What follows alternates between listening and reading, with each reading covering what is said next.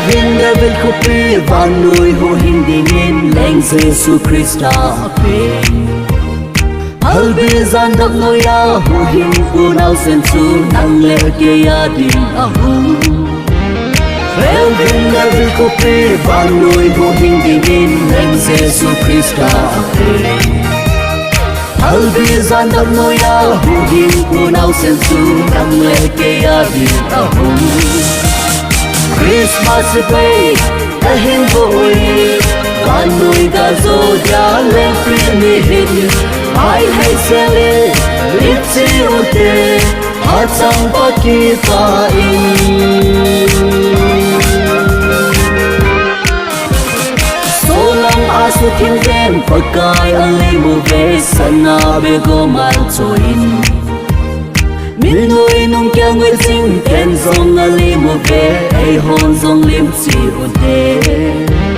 Solang asu tim ten pakai ali mo ve sana be go mai choin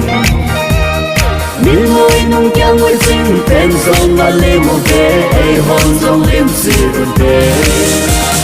Christmas Day dahin boy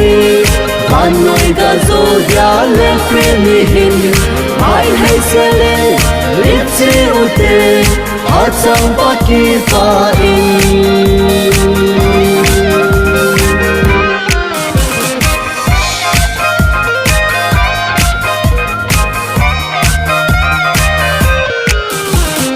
lung không na pai hao tin thipa mel pu hi te vanui hu hing pu pinin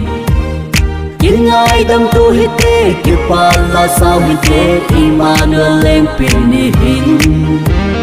Lung kham na pai hao tin kipa mel tu hite Vanoi hu hing pu pini Ingai dam tu hite kipala sao hite Emmanuel leng pini hin Christmas Day dahin boy Vanoi gazo dia leng pini hin ai hai sele litsi ute hatsang pakita in